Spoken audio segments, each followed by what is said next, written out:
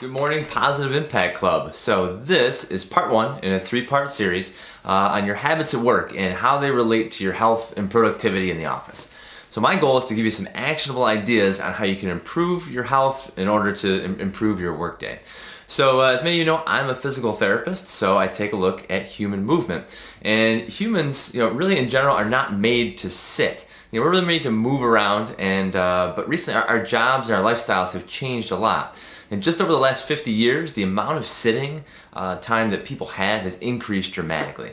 So health risks from diabetes to back pain or even death are on the rise because of it. We're going to talk about that.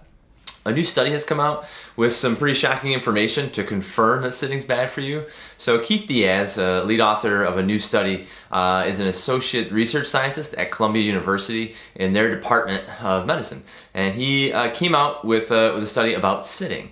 So there are two key takeaways from this study. I really like research, but I'm going to give you the cliff notes here so you don't have to read it all. So it took a look at total time sitting and sitting duration.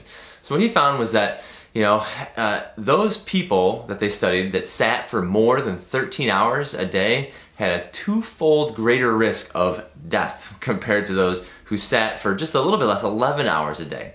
So what we're finding out there is that just decreasing the amount that you sit a little bit can have a significant impact on your life. And he also found that those who frequently sat in stretches of less than 30 minutes had a 55% lower risk of death compared to people who sat for more than 30 minutes at a time. So that 30-minute mark is pretty important.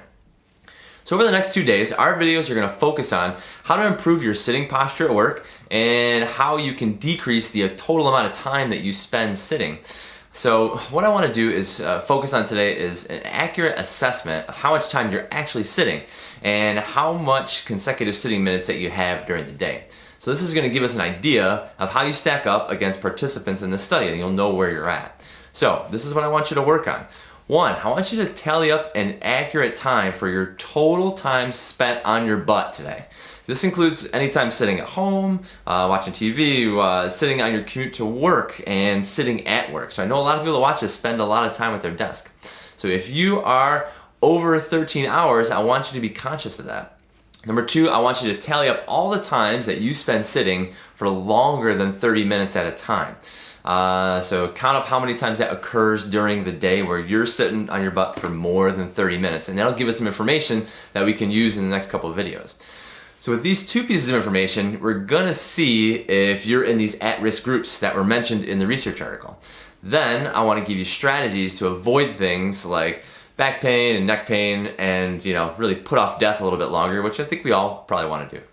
So I think everyone can find the importance of finding out like how much they're sitting and how that affects you over the next few days. So count your butt time today, the amount of time you're spending in your seat, and I'm going to see you here tomorrow and we're going to discuss how to get in a good sitting position when you actually do have to sit, because we all have to sit at some times during the day.